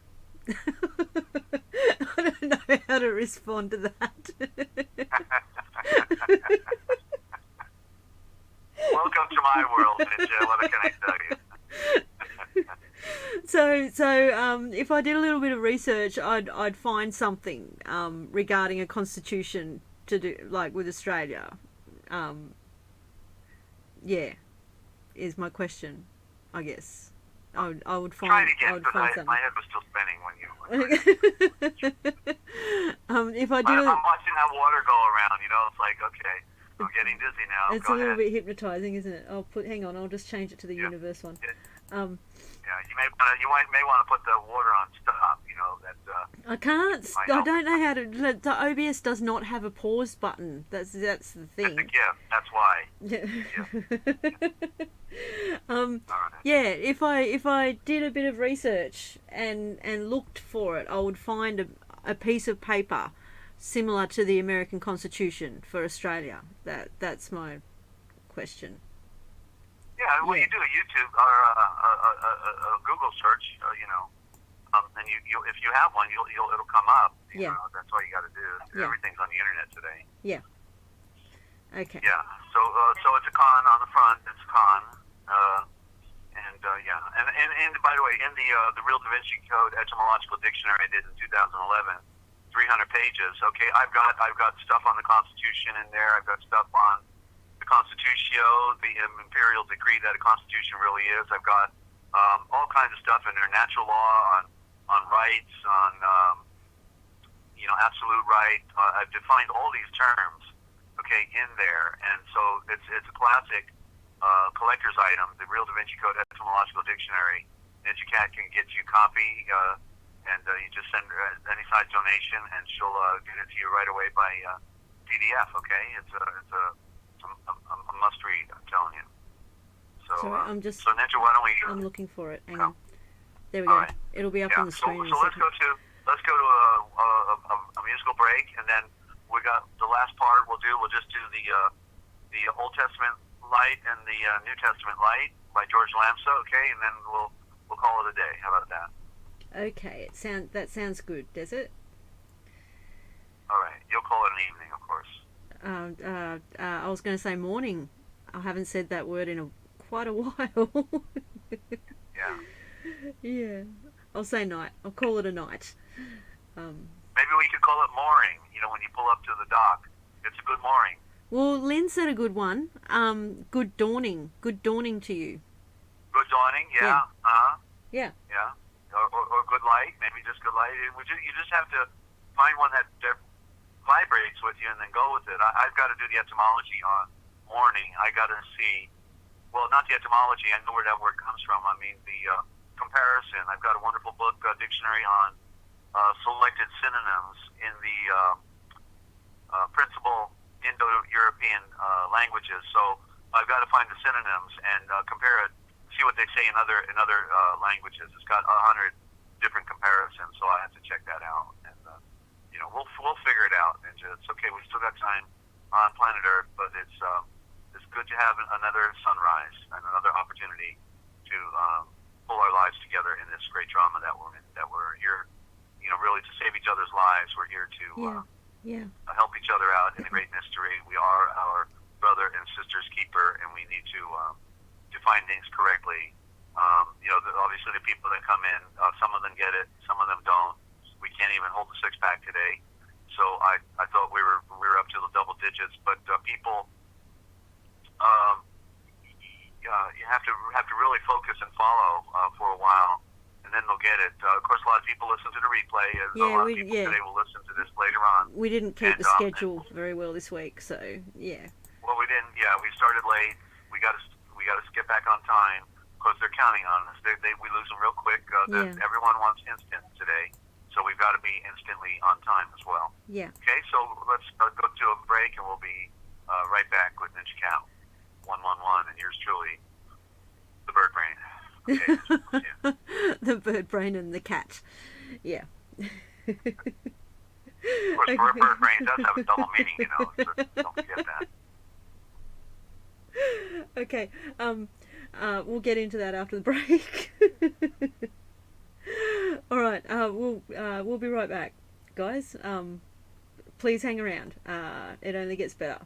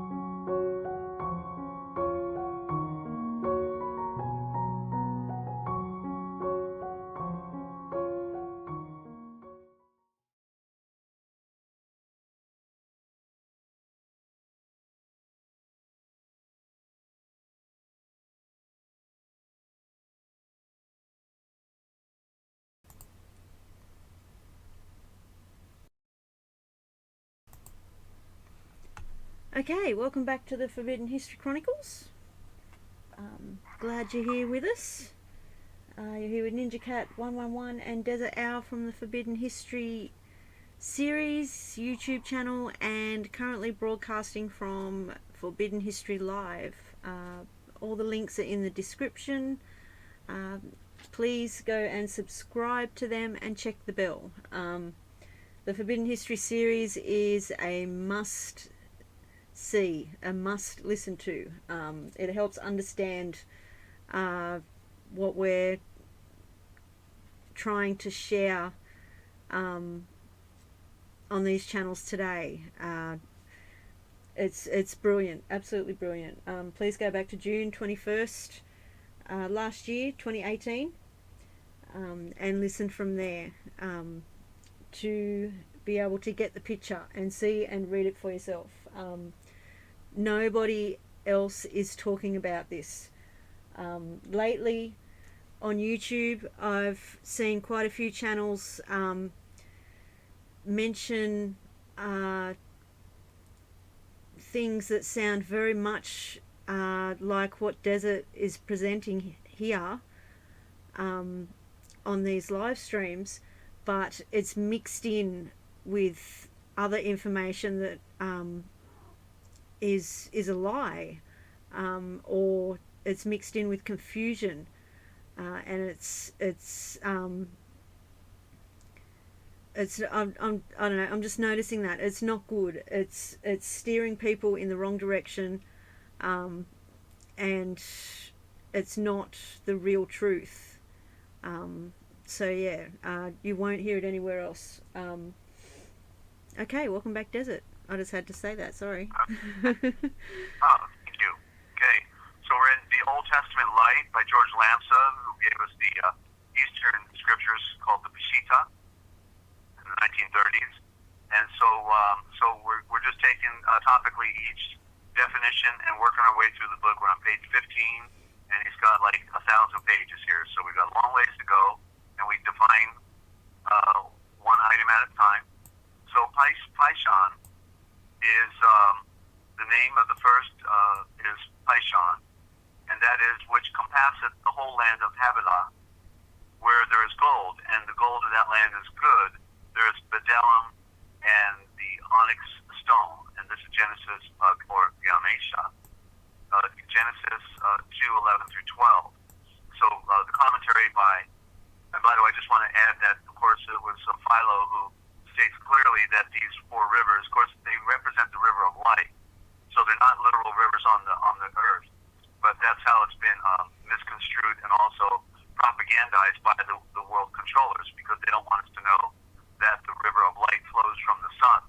It's the light, the river of light, and it parts into the four directions, which are the river flows into all the earth that way. So Lamsa has a commentary here. The Aramaic reads Faishon, correctly it would be Faishon, and it means the virgin light of creation. That's what Faishon means. Fay, the virgin light of, I got to write that down because it's an important note. The virgin light of creation. Hang on. That's okay.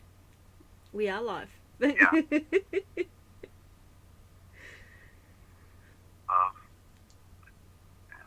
Almost got it here. Hang on. Okay. Post it out.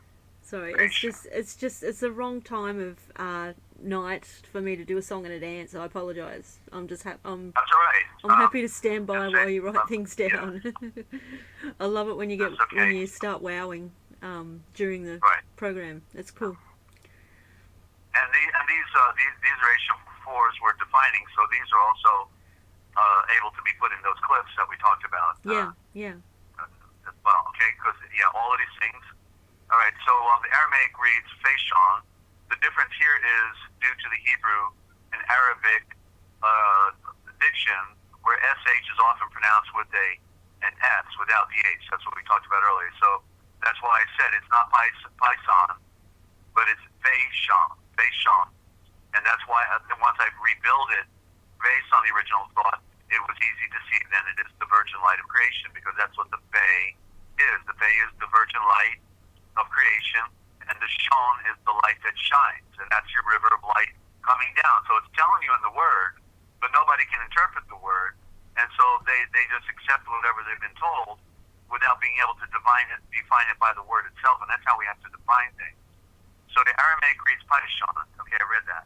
And Havilah might be the region. Well, you see now Lance is buying into the fact that it's on Earth when it is the river of light. So it's a relative to read that part of it.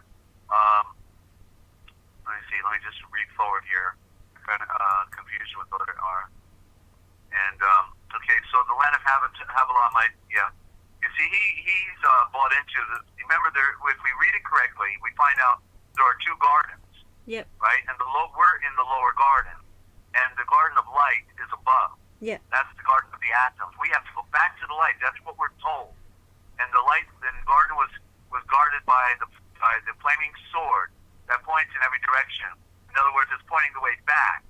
Okay, so that's the irony behind the control of our thinking through control of our words and control of our scriptures. Somebody else adulterated them, you know. And here Lamsa has an interesting ending here on this. The names of rivers, like the names of seas and cities, often change. You've got that right, George. At times, when famous cities were conquered, the conquerors gave them new names. And so there you go.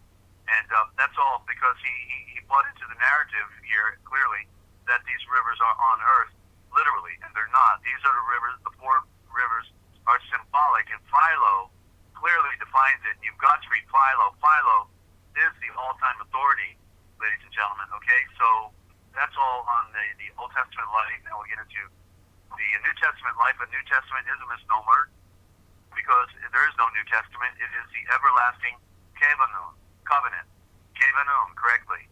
The everlasting kevanun. And, you know, it's a work. It's a work to have to, readjust your mind into using terminology that you've never heard before. Yeah. That is a work. To accept it on the first level, then to begin to work with it on the second level is a work. Exactly. It's so beautiful. That's all. I just want to be able to. I want it to be second nature. I want it to be familiar. Yeah, because I just love hearing it. It's beautiful. Well, it's the original, and you can see it. You can see the root forms. It's quite obvious, you know. Yeah. Letter A being the dominant letter of all the letters of the alphabet, and the O. Who can't miss that the O represents sun, earth, and moon? Predominantly sun and moon, and predominantly the sun in the beginning, because everything came out of the light. It allows us to then, in other words, I call them like the vowels are the seeds of light, and the consonants are also, we could call seed of light. They're all seed of light, the alphabet, and it came out from the light. It came forth from our Redeemer. And so once we can get the meaning of the symbol, then the value of the word becomes even greater, because you know what the A represents, you know what the S represents, you know what the H represents, and and it just unfolds like that flower, the Buddha, the flower, you know. So now we're in the Lamsa's New Testament light, and it says here good things. I wonder if I think I read this already last night. Did I? I don't know. Things out of the sorry. Of the heart. Do we? Possibly. 1 second. Lynn is saying thank you. So, just have you got Your the chat shul, there? Yeah. Said her shul feels live. That's her soul. Yeah. Thank you, Desert, for being obedient to the Great Father. Thank you, Lynn, for your kind support throughout this process. You know, you, as well as others, Ninja, have kept me going. And I wouldn't be here if you weren't there. But of course, the question is, if I weren't here, would you be there? Yeah, we all keep each other going. Yeah. So I don't remember if I read this about out of or. I know you've read a lot of. I know you've read a lot about the heart, but yeah, I don't know. All right. Well, I'll read this. I'll have to assume I didn't, because sometimes I fail to move my note. I'll know real quick when I start reading this. Yeah. Good things out of the good treasure. A good man out of the good treasure of his heart bringeth forth good things. Actually, see, the word is not good, but it would be perfect. So let's correct that. A perfect man and that's that dirty word that nobody likes, but I'm sorry, but we have to deal with it. The perfect man out of the perfect treasures of his heart brings forth perfect things. And a corrupt man or woman out of the corrupt treasure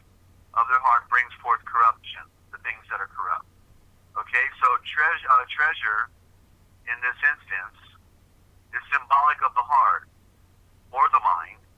A wise Aishon brings forth Aishavor's words of wisdom from the treasure of his mind, but a foolish Aishon man brings forth foolishness.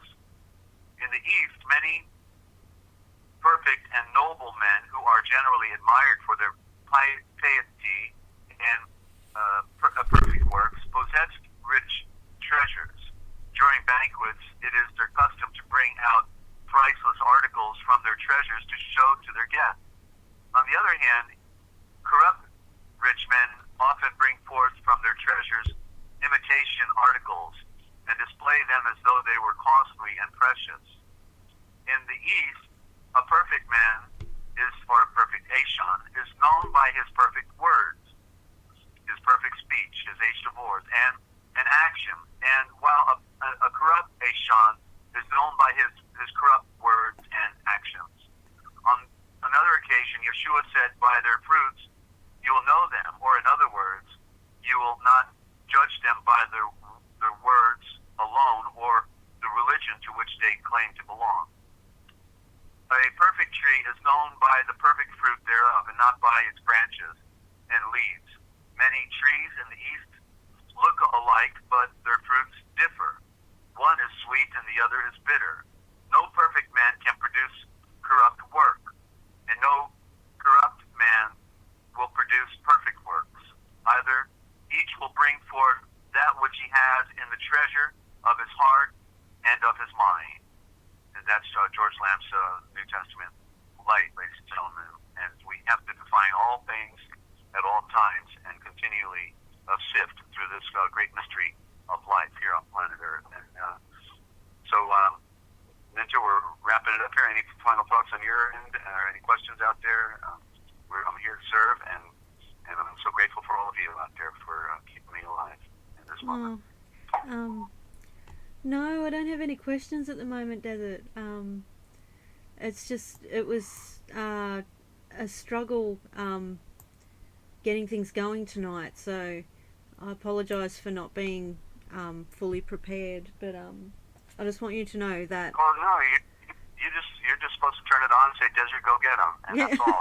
It's, and you did.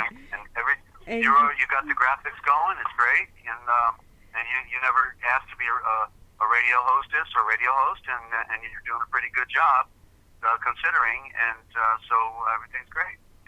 Okay. It's great. I just want you to know that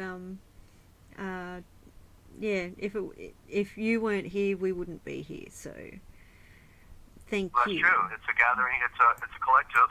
We're all participating in it. Everybody has a little contribution they're making, and we're just hoping that others will tune in and will be able to see and read it for themselves, and to know that we are presenting information here that is true. It is correct. It is almost complete, because we're still learning, but complete in when I'm talking about the diction, and it's very complete. It is the most complete of all verbal presentations on the planet. Okay, I can say that, because there's nobody that is talking about the Indo-Germanic mother tongue. How can that be? And the great debate. It's a phony debate, but the great debate about well, where did the Aryan come from? Well, no, he came from the north of Europe, and he came into the east, in the Middle East. No, the other argument is that he came from Hindustan, and he came up from through the Mesopotamian basin and up into the European, and so there's the back and forth debate. It's always the debate, and they can never figure out, well, where did the Aryan come from? And the truth is, he came right, not from the south and the east, and not from the north but he was right there in the middle all the time. He didn't come from the north, he didn't come from the south, he was right there in Padam Aram, or what is now called Mesopotamia, the land between the two rivers, where the Aryan set up shop. The reason it wasn't Africa or other parts of the world is because of the remote nature of this region. They invented agriculture in order to survive, but this is where they were separate from the rest of the you want to say, species. What's the right word for different Cultures? makeup? Cultures. Well, yeah, cultural, human tribes. The different tribes. Okay, tribes. Were Yeah. each different. That were each different, and so the Aryan was right there in the center of the two rivers in Mesopotamia, and also in the mountains. The pure ones stayed in the mountains of what is Esuriel and the Genocide in the land of Galilee now, the Lake Galilee. In that area, the heart was right there, but then they moved into the land between the two rivers because of its great potential with the rivers and harvest, and growing food and agriculture. And so they were separate from the rest of the world in this primary development. Of course, the children of Cain, fell and they were cursed, and they went into the lowland, right, what we call Palestine today.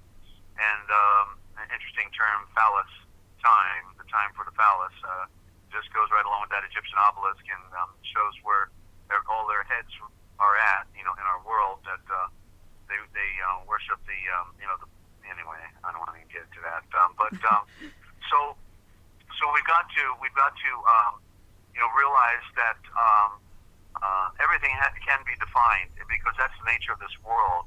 But instead, everybody wants to parrot, the Hebrew or the Greek, and all of them have been controlled by the priesthood, okay, and the translations.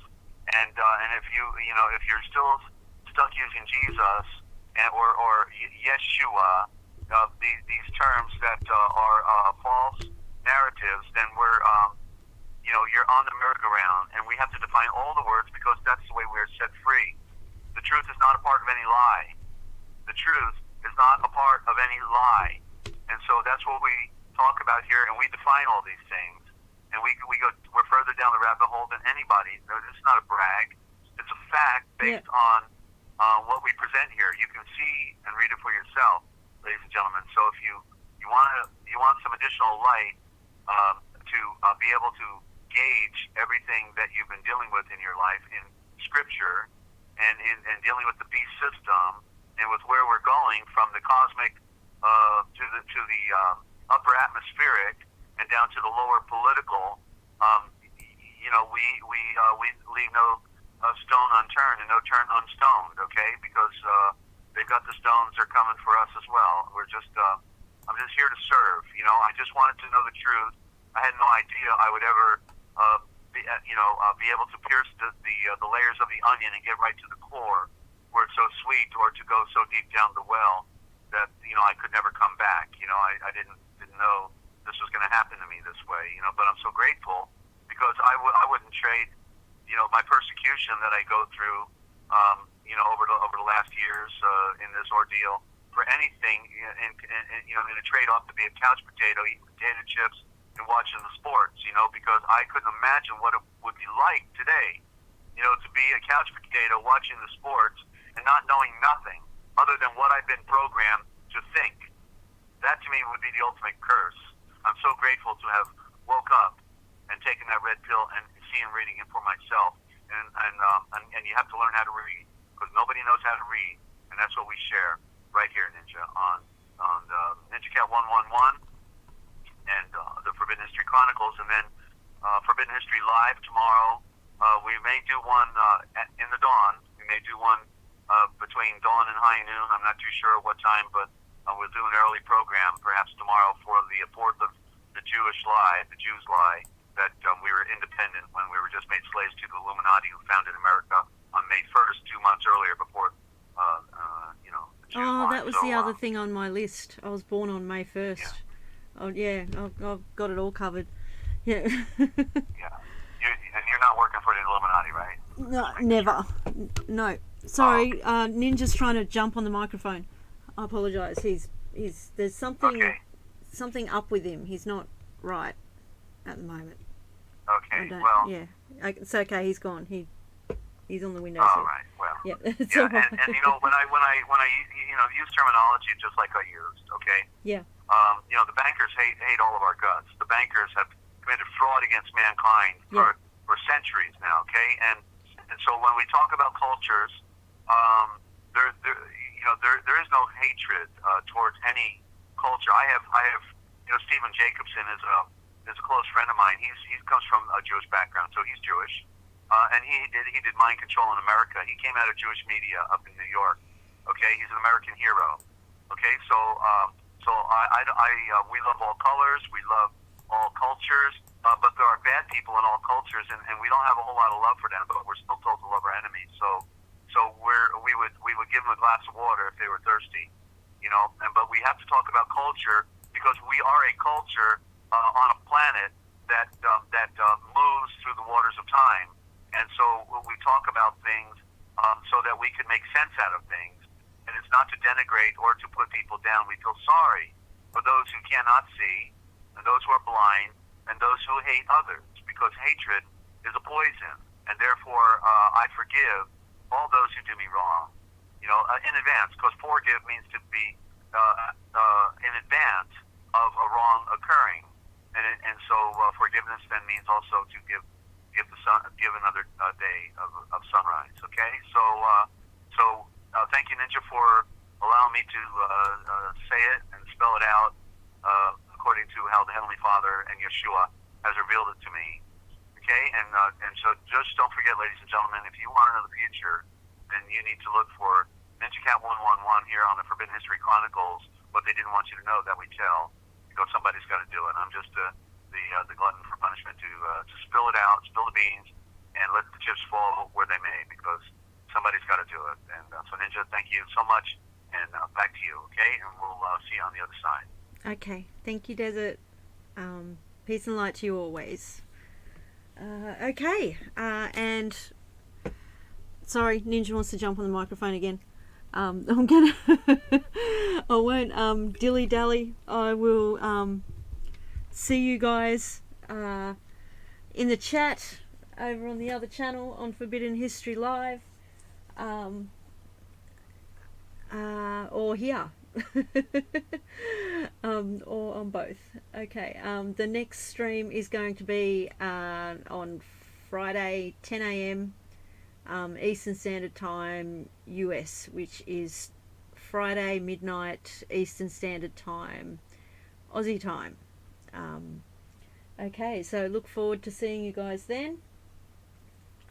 Love you all. Thank you for joining, and let there be light. See you later.